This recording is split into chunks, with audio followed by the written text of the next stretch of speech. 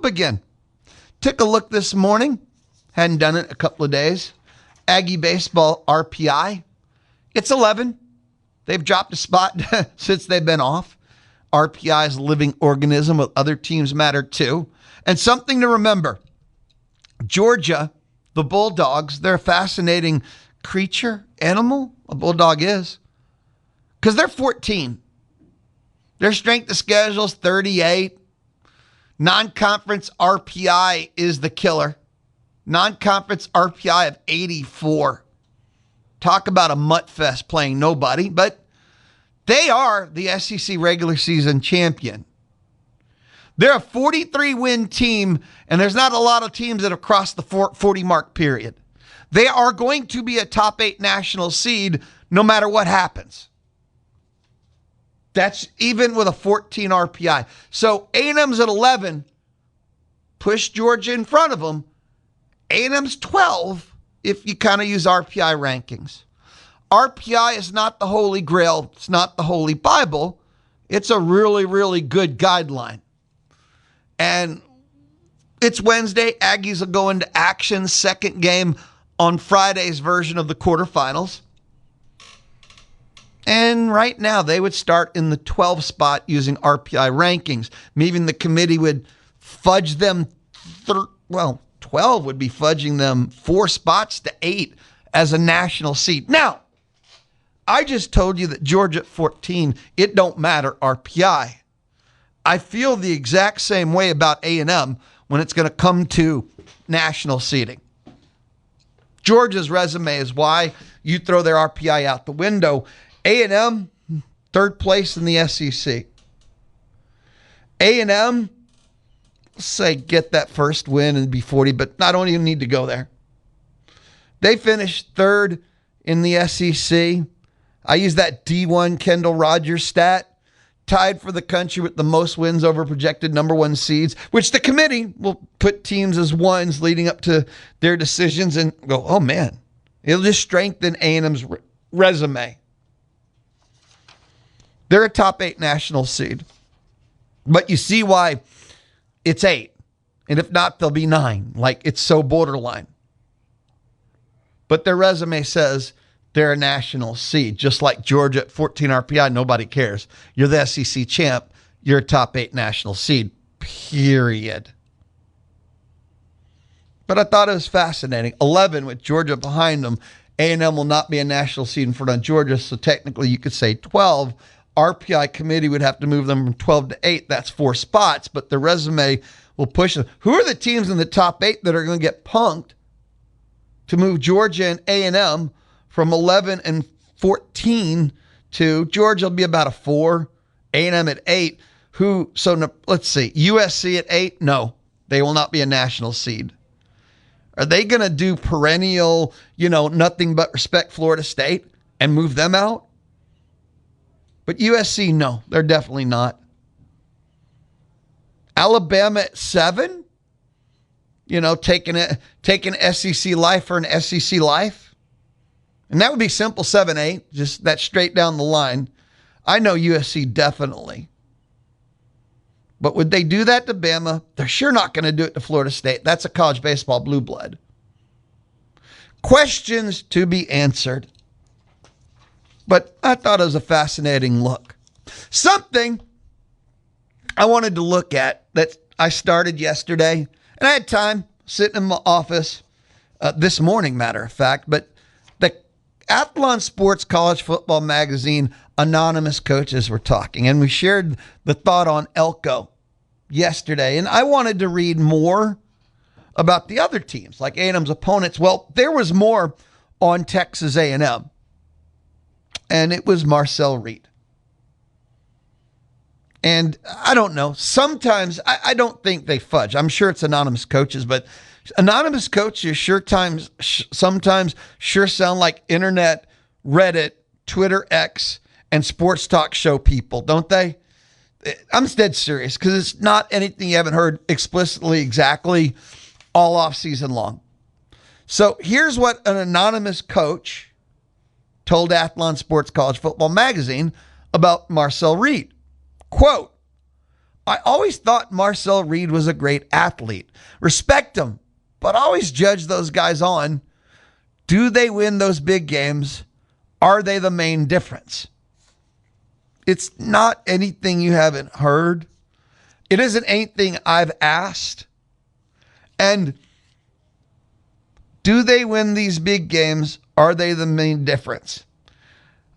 I think that a coach would be hesitant to use the big games terminology. I'm serious when I say that. Fans use big game terminology. Coaches, I don't think do.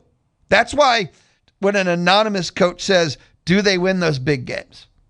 Because for coaches, almost every game is a big game. Fans only qualify losses as big games. Because a coach will tell you that last year, Marcel beating Notre Dame might have been the biggest game of the year. Bigger than Texas. And yes, a college football playoff game. Because if A&M loses to Notre Dame, odds are high they don't win 11. Odds are high they don't go to the college football playoff to lose that big game at all. Like, that Notre Dame game created the opportunities to have more big games. So the biggest game was the game that allowed you to have more big games. So an anonymous coach, do they win those big games? Like, that big game phraseology is a very thin and media-driven thing, I think, more than coaches. Because coaches will tell you that in a season, there's probably 5 big games, not the 1 or 2, and it's always losses that are big. It's never wins that end up big. So, an anonymous coach. Do they win those big games? Are they the main difference? Now, that second part, are they the main difference? I think that's a very complicated statement personally, because just because you won doesn't mean the player gets the check mark. I really do think you need to look at their role. Sometimes you win the big game, but they were part of the problem in winning the big game. You had to overcome them. Sometimes they took the team on their shoulder, and without them, you never would have won it. If we're being exact to Marcel Reed, it is always a fascinating conversation because people are going to talk about the South Carolina game. And his second half, you never beat them without him, but didn't his first half set up the second half? Like, if Marcel wasn't so bad in the first half, would you have needed the greatest comeback ever? I mean, you can answer that. Am I right? Am I wrong? Is that a false narrative? Like, his second half is one of the greatest things you've ever seen in the history of sports. Greatest comeback ever. I mean, it's historical, but. If you wouldn't have done what you did in the first half, we wouldn't have needed to have that conversation and comeback, right? It's kind of interconnected. And sometimes Marcel put A&M in positions to need these 21-point quarters. The Marcel Reed conversation. I know for me personally, people talk about he needs to improve on less turnovers. You know what I think the number one thing he needs to improve on? Missing easy completions. If I could pick one part of Marcel Reed's game that he needs to improve on, it's an accuracy issue, I guess, assume, believe. But how many easy completions does he miss? Whether it's the read or literally just makes a poor throw. He leaves so many easy plays. He ends so many drives. And I'm not talking about turnovers. If he could just take the easy money and things would be easier on himself, on the offense, because A&M's offense had a sputtering kind of effect where they could have a quarter or a whole half that they just weren't very good. And I'm not saying they were awful and they had one first down, but they just weren't very good. And a lot of it was Marcel throwing to the wrong guy, Marcel missing the receiver. And then Marcel would go 10 of 10 and they'd score 28 points in a quarter and blow the game wide open. But the 4-quarter concept, which I think we all could understand. So even as he was a Heisman candidate through 11 games, take a look. What was that quarter? What was that half? And then he'd go off and the offense with all the weapons would go off. Give me the consistent. You know offenses need to be explosive, but give me the consistent. People talk about his turnovers. He needs to cut. I just want the consistency. I want the every downness. I want him to take the easy money. I just don't want the throwing behind receivers, throwing low, throwing high, the inconsistency parts where the offense takes a quarter off or a half. That's the next level. Because with the weapons he has, if he hits the easy money, they can make big plays out of nothing. They can make 5 yards 15, 10 yards 20, and 15 40.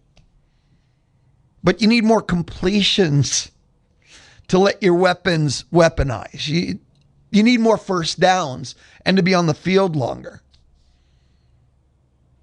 That's what I think. But the anonymous coach, the first sentence bothers me. Do they win those big games? Because big games is a fan and media thing. Because the biggest game of the year still was probably Notre Dame. It wasn't Texas. That's the rivalry game that cost us a SEC title. But without Notre Dame, nothing else may have, probably, would have been possible. Notre Dame was the biggest game. And he dropped that ball in there. And are they the main difference? And that's where it gets arguable. Because a lot of the things that he ended up doing that was the difference, he maybe made more of a struggle or needed to. Like, I don't think he was a negative. But I don't know if he was a positive. He just overcame some of the things he set up at times. I don't know. That is a deep dive conversation thought. He is a phenomenal athlete, and I wish he'd use the athleticism more. But he is a phenomenal athlete. You give me consistency, and I think he'll have less turnovers because he'll have less pressure, and he'll try and he'll force plays less if there's more consistency is what I think. All right, let's grab a timeout. If you want to share what you think, which is always welcome, by the way, that's kind of why I'm here. Text 979-693-1150. 979-693-1150. It's the Louie Bellina Show. I say just getting started, but the fact that we have Astros baseball at 12:10 wrapping up the series with Minnesota, just getting started and about to end all at the same time. Chip Howard up next. It's the Louie Bellina Show. Wednesday? Yeah, on the Zone. You can hear Aggie baseball online at RadioAggieland.com. RadioAggieland.com. I figured since I was going to be joined by Chip Howard of Chip Howard Sports Talk legend and fame that, well, heck, you know, go with a little Doors, some music from the Chip like universe. That. Yeah. I love the Doors. Always have. Yep. The psychedelia, just the, I don't know, the vibe of it all. In concert. Did you? Yeah. When? Lou, this was, it was, you know, they weren't around that long. Jim Morrison wasn't around that long, but I probably was in my freshman year in high school. I don't think that was like 46, 47? Yeah. After the war ended, the Doors went on tour and you followed them? Just after the war, yeah. Yeah, I'll never forget that. I had to fill in for you so many times. It'd be about 1968. That's awesome. Somewhere in there, yeah. Speaking of music, yeah, you had Clint Back on yesterday. I did, yeah. How was it? He was good. You know, he's got a memoir out, and he's promoting that. And I found it fascinating. You know, we were talking before we went on the air. Just some of the answers were really not what I expected, you know, to a couple of questions I had for him. And I thought he was great. And, you know, his album, his debut album, Killin' Time, which produced 4 number one singles, 4 hits off his first album was 1989, so it's 37 years ago. He was 27 years old, which, I don't know, maybe a little late when you look at music now, that he had kicked around, that he dropped out of high school to follow his music dream and kicked around bars. Wise decision. Well, as it turned out, he was probably questioning that, but he wasn't. I just said, what gave you the confidence to keep going when, you're 27, you're a high school dropout, and you're still kicking around making $15, at bars around Houston and wherever he could play until that album came out. RCA signed him. And you told me something that I had no clue. I'm not the country music aficionado, but Clint Back, first album, 4 number 1 hits. Yeah, it was like the Carole King's Tapestry, right? It was that kind of country sensation. I mean, when you go from nobody knows who you are to what he did, I mean, when you talk about just exploding, and there's never any overnight sensations, right? It just doesn't happen that way in the music business. It's overnight for you. Yeah, for you it is. But they're 8 years for the later. people who are listening, that is, unless they heard you, in some bar with 10 other people. I remember that guy played at Hurricane Aries. Exactly. Same kind of deal. So, yeah, pretty amazing when you look back on it. People can find the podcast. If you missed it, Chip Howard had Clint Black on yesterday. Clint Black. It'll be up today. Is it not up at zone1150.com? Well, no, because Jet has been under the weather for a couple of days. So we'll have it up later today. Okay, look, when it goes up, Chip, you put out a tweet? Almost, yes. Okay, put out a tweet on your account. Because people are going to catch that if they missed it. And you could go to the interview page. All the interviews that I really like, I put on the interview page. You can also obviously hear the entire show, but certain interviews we'll put up. That's just awesome. And we'll have that up. Yeah. Chip, World of Sports. Yeah. I know you're a big LSU fan. And LSU basketball, Will Wade is back. He is. And Will Wade is back. This is one of the most fascinating roster constructions I've ever seen. He really can't get anyone. So he can't. He's got like 5 players total. So they've decided to go an interesting route. They just got the Big East Player of the Year, and the reason he's available, St. John's R.J. Lewis, is he actually has no eligibility left whatsoever. That's correct. He signed a pro contract. Yes, he did. And that's the rule that says... He's even been traded. Yes, he's been traded in the NBA. Played in the G League. And so he has no eligibility left. Like, this has already been ruled on in courts. Well, but guess what? A court has ruled on it, but he's probably got him a judge down in Baton Rouge that'll overturn They all that. have a local judge. Yeah. I mean, A&M did it, to be fair. I don't want to be a hypocrite about it. And it's what Ole Miss did to get Trinidad Chambliss. It's what Alabama originally did with their pro player. But still. Yep. So just announced today. They paid $5 million to get an Israeli pro player who they're hoping to get an eligibility exemption based upon his military. He was in the military with Israel. Yeah. That's what they're hoping gets him eligible. Yeah. Because he's a pro player too. This is awesome. The roster construction of Will Wade. Hey, you got to do what you got to do, Lou. He's getting paid a lot of money to win games. Of the 4 players he has committed, 3 are going to need eligibility waivers that are going to have to go through the appeal process 3 times over. It is fascinating and entertaining at the same time. The gangster. Is he? I don't know. Gangsters, I think, have more honor than him. At least, didn't the mafia used to have a code? He has no code. You know what you're getting. But this is a whole new level. You know what you're getting. All his players when you hire Will Wade, you know what you're getting. If they go 3-2 in court, they're still going to lose. He's fighting all the way. It'll be fun to watch. It's always fun. Oh. It's like a car wreck. You can't take your eyes off of it. Have you ever seen a school fire their coach? By the way, Mississippi State's beating Missouri. And then bring them back? Everybody beats Missouri. That's not really a news alert. Missouri won yesterday. Good for them. Yeah. I mean, it's LSU, Lou. We know they're different. Kim Mulkey, Lane Kiffin. They're different. Will Wade. They're different. They have no shame. Yeah. But we knew that. They're different. So the Texas Rangers, are they going to continue the season after losing 2 out of 3 to the Astros and losing the boot? Is there a point for them to continue? So I'm going up next week. They have the big series not this in Arlington. weekend, next weekend. Yeah. Yeah. The boot starts continues. on Thursday. At Globe 4 Life. games. Yep. They supposedly fought through the toughest schedule in baseball up to that point in terms of winning percentage. They played their first 40 games. They knew it was going to be difficult. They were 19-21. They thought if they could be around 500, then they go into the softer part of their schedule, at least right now. Never call the where Astros teams the are. softer part. So they immediately lose 2 of 3 to the Astros. They leave there. They go to Denver. They play the Rockies. They give up early runs, which is death knell for this team. This team is now 15-1 by scoring at least 4 runs in a game and scoring first. It's like hockey, Lou. They have to score first to win a game.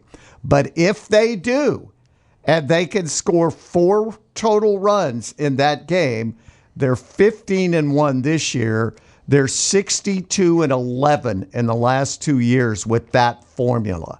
Okay? It's the best in baseball. Seems pretty simple formula, yeah. Last night, they became the very last team in Major League Baseball to score 10 runs. Their average run production, and this was before the last couple of games, Colorado games. and the Astros game on Sunday? on Sunday. Is it 8-0? Right. They've scored 24 runs now in 3 games. Okay, so Colorado. Prior to that, they were averaging 3.62 runs per game. Okay, that is next to last in all of baseball. It is last in the American League. Last year, when their offense was so horrible, they scored 4.2 runs per game. So they're half a run a game worse this year statistically than last year. And they made changes in the offseason.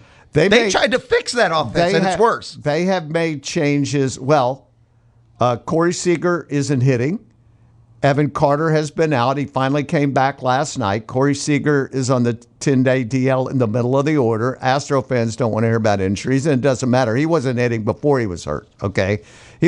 Lou, he's hitting like $180. When I say he's not hitting, he is not hitting.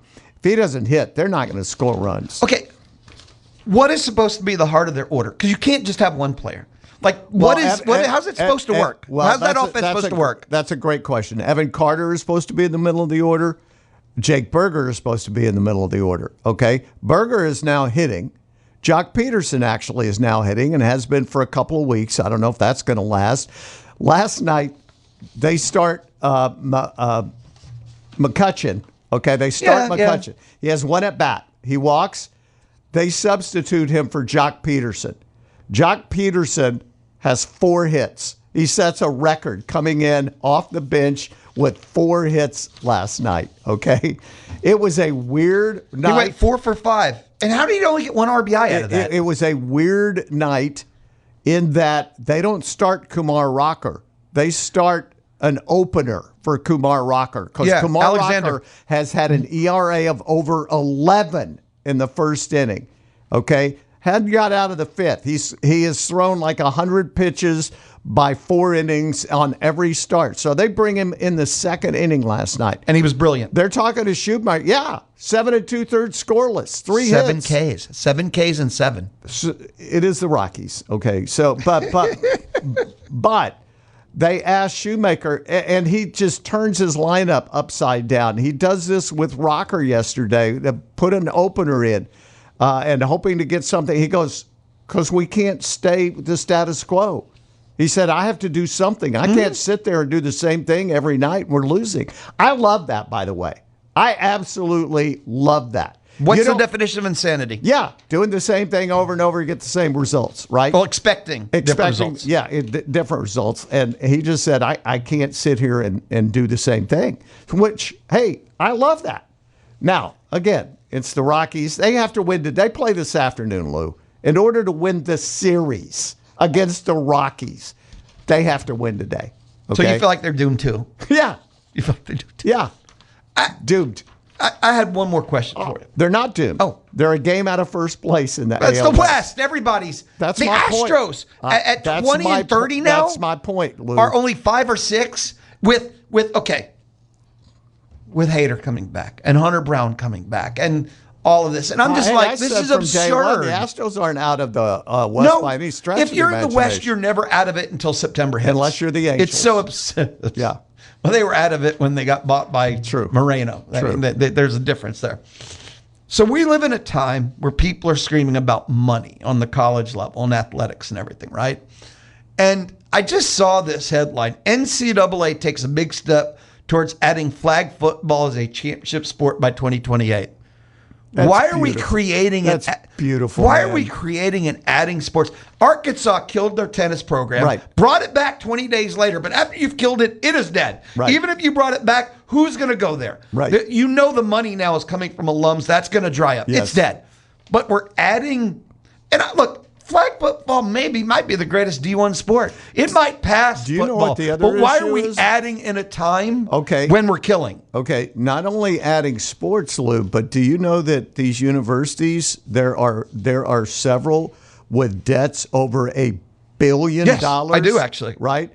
Do you know that the birth rate is as low as it's been like historically? At the college level? Well, what that means is, Lou, there aren't nearly as many kids, college-age kids, to go to school. So these universities, and the birth rate's been declining for 18 years, and I saw a deal yesterday. It's like, hey, you've known what the birth rates are, and yet in the last 18 years, you keep upping your budget and adding programs and spending more money. And now is it a shock that you're in debt? And that's, Lou, that's a big issue that we're talking about. And they're here. adding sports. And it's not just sports, but it's because they're stupid, Lou. They're stupid. You had the Big Ten yesterday at their Big Ten meetings talk about how this is not sustainable because, like, college football rosters are going to be 80, 90 million. I've been saying Hold on. for 40 years. From a resort, they're paying $800 a night Exactly. to put them all up as they flew there on jets. Exactly. Talking about unsustainability. Exactly. That's not. Does Lou, anybody ever call a timeout for a second? It's just like the government. Okay, it's the same thing. We see all of this and how bloated these organizations are, Lou. How many people are at the NCAA office in Indianapolis? I don't even think we know the answer to that. And none of them are effective and do a job. No, none of them do a job. But they don't want to do a job, Lou. They don't want to be in the news. They want to sit in their little cubby hole and draw all of that salary and all of those benefits and not have anybody in America know who they are. It's worked for them for a long time. It has worked a long time. What do you got today, Chip? Scott Clendenin will be here. I think he has it mapped out how the Aggies will win in Omaha. So we'll he always has that mapped. That's not a flash. We'll discuss that. No, really, really? Yeah. Sorry, you killed me. We got it mapped out. All right, Chip. Thanks, Thank you. Lou. Chip Howard Sports Talk every Wednesday. We check in, we hang out, we catch up. He joins me inside the Charles Schwab studio. Low cost, full service, and local. Best of all local. That's Charles Schwab. And how do we get best of all local? Mark Sim right here in College Station. You can find Mark online, schwab.com/College Station. Get answers to your questions. Just go learn more at schwab.com/College Station. Charles Schwab and Company Incorporated, member SIPC. It's the Louie Bellina Show on the Zone.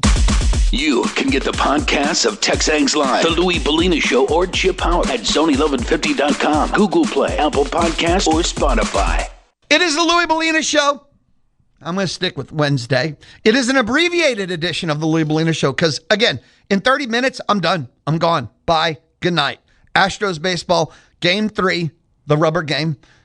Twins took Monday. Astros took Tuesday. This is the rubber game. Astros baseball on the Zone and select games on really 1550 a.m. Our thanks to Kelly Burt Dozer. At 12 o'clock exactly, the ticket booth is going to open thanks to Dixie Tire Company. If you ever need tires for your car, truck, tractor, trailer, if you need tires for a lawnmower, a wheelbarrow, if you need tires, check out Dixie Tire Company. They're open Monday through Friday till 6, Saturday till 1, and you can always call them at 775-TIRE. I got a special ticket booth is where you win tickets to all the places you want to be. Also food, places you want to eat. I feel like it was time to kick off the summer. Listen in to win. That's the only hint I'm going to give you. I always ask questions because this is how my mind works. I ponder and I share my ponderances with you. Just a simple headline that I saw, and I can't stop kind of pondering again. But it is, it's from ESPN.com. I also like to give credit to the different things I see in people and everything. But it says, has the college football transfer portal killed quarterback competitions? Max Olson. There you go. Has the college football transfer portal killed quarterback competitions? Now, the answer is obviously not everywhere, because not everyone can get a quarterback out of the portal. The top end is insane expensive, and not everybody has Texas Tech money, Ohio State money, Texas money. So not everywhere. But if we're talking about at the elite tier, yes. And I've stated before that if you have that kind of competitive NIL money, then you absolutely do not want to develop a quarterback. You don't want quarterback competitions, and you don't want to develop a quarterback. If you can do, the Ohio State route, this is the first time they've been developed a quarterback in how long? They just go transfer, and it's better to let someone else have to go through, it's their first year of starting. It's their first road game. It's their first. Let someone else have to go through every bump and bruise, and you take the almost finished product, right? That's the best route for all of this. So has the college football transfer portal killed? No. Most programs can't afford. And it's all relative because what about not the top end? What about the next tier end? I believe in modern college football, you always want to take a finished product or a product you will finish versus having to spend year one? What is it? Year one, what is it? Year one quarterback. What do you expect? Year two, well, he's still got more to go. So what, year three and then they leave? No, the developmental process isn't worth it. Moving on. I mentioned just some conference notes because SEC winter meetings, that's not winter. SEC spring meetings. The SEC meetings are next week in Destin. Olin Buchanan on Tuesday. We'll visit with them live from those winter meetings. But last week was the ACC. This week is the Big Ten. I mentioned this with Chip. There's something comical to me about the Big Ten. One of their talking points is the industry's unsustainable. Why? Because in 2 years, they say, talking point, we could have $80, $90 million college football rosters, and that's not sustainable. It doesn't matter that they're the Big Ten and they have more money than anyone else. It doesn't matter even a Michigan or Ohio State or Nike money at Oregon. 80 to 90 million is not sustainable, and they're like teasing it's 2 years away. Well, when you say that from a luxury resort destination, and on Twitter X, someone linked the hotel rate where currently they're paying $730. I'm sure they got a group rate and a bulk rate, but it doesn't matter. There's just something that doesn't sit or feel well.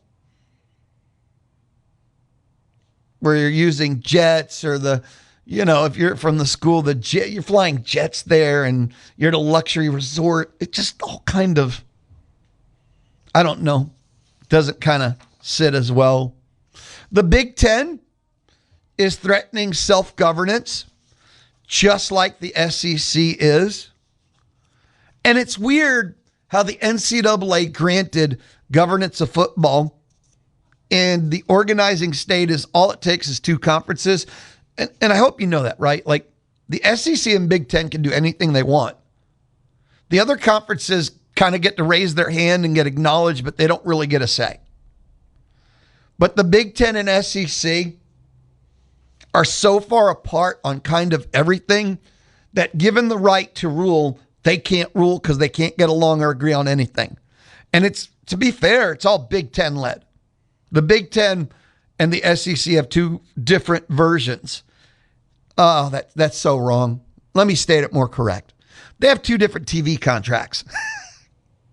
That's really the problem. The Big Ten has Fox marching orders, and the SEC has ESPN marching orders. So a lot of times these splits, what's best for the conference is what's best for your TV partner. The college football 2014 playoff, none of it's about what's best to determine a champion. None of it's about what's best for the postseason and best for the regular season. None of it's about what's best for the kids. ESPN, in the deal they have, owns the first 14 college football playoff games. They're willing to go to 16 because that's only 2 games they'd lose, but they'd also be getting 2 more games than they currently have. The weird part, and you know this, is because the opening round games, they can't do anything with them because they got NFL. So they still get to sell them TNT, TBS. If the college football playoff goes to 24, all those extra games will go to Fox or streaming, but not them. And they get no piece of it.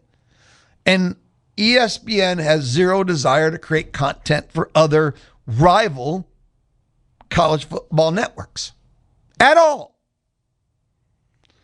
The Big Ten and their partner Fox wants it because Fox will take them all and not sell them.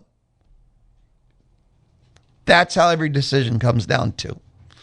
We're thinking it's about conferences and colleges and universities. This is like if you've ever, I don't know if you've ever been into sci-fi, post-apocalyptic, where corporations run the countries and corporations have their own armies. This is about corporations going to war with each other. It's not about the countries, the individuals, or anything. Most of this storyline is truly about ESPN versus Fox. The crux of it. The self-governance thing, if ESPN thought they could run the SEC as the NFL, I'll explain. Currently, we've got, 16 teams. What if you add 16 more, like the Big 12, the Big 12 plus a couple more, and have a 32-team league, and it's just the NFL. Break them in half, have a Super Bowl at the end, i.e. your own playoff. ESPN would try and do it. 32-team SEC, split in half, 16-16, and you'd have your own play. Just run it as the NFL, all on ESPN, and ESPN2, and ESPN Plus, and ESPN Unlimited, and ESPN The Ocho, and ESPN News. They would, because it's about content. So anyway, that's self-governance. Commissioner Kirk Herbstreit of the whatever the new name would be. That's kind of what all this really, really, really is. If you want to fast forward, it's not about what's a better format. Anyway, sorry. I know I ranted, I raved. What else is new? The ACC, they didn't change their tiebreaker, their meetings last week, but they said they will, but they also have time. Remember their tiebreaker last year just led to the dumbest, their own champion gets screwed, and they know they had to change it. They didn't realize so weird. They didn't realize their tiebreaker was so bad. Like, how does the highest CFP not go to their championship game? And that's what it was. Their championship game ended up with teams that screwed them at a college football playoff berth. Horrible, horrible. And they know they need to fix it, but they didn't come up with the answer yet. And also last week, of note, I mentioned this, but the Amazon Duke taking their neutral site non-con games and selling them separately, Some details came out, nothing earth-shattering, but Duke did it the right way. They consulted with the league office the whole way. Absolutely, I'm just telling you, the entire way. So there was no behind the scenes, nothing underhanded. And with their ACC deals, yeah, the non-con games aren't. But here was a reality. Could a football team do it? No, because every game is included. But man, so the Duke-Michigan game a year ago had 4.3 mil. Here's the difference. Clemson-Georgia Tech football, 4.8, and that was a throwaway game. Florida State-Virginia, 4.4. So basketball, while it draws well, does well, and the numbers are good, still doesn't compare to a lot of the throwaway games in football. It's just one of those things where, yeah, I could see it, but Amazon Prime doesn't have sports. This is a pretty big deal for them to expand in that way. So anyway, I need a timeout. I'm looking up, and I got to get out of here. Don't forget, it's an abbreviated edition. So if you're going to text, you got something to say it now. I won't say forever hold your peace, but like till tomorrow anyway. It's the Louie Bellina Show, presented by CC Electric.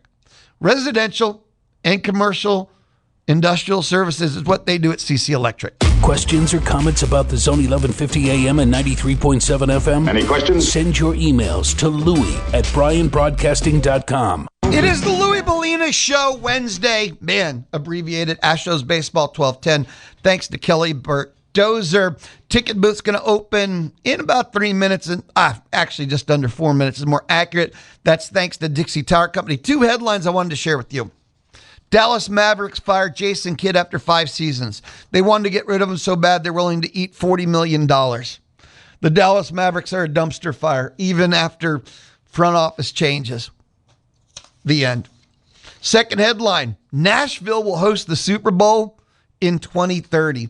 If I'm still alive and kicking in 2030, I got to reach out. Braden Gall, Mitch Light, they got contacts. And if I can watch the Super Bowl with them, I think I need to make that happen. I'll be back. It's the Louie Bellina Show inside the Charles Schwab studio Wednesday on the Zone.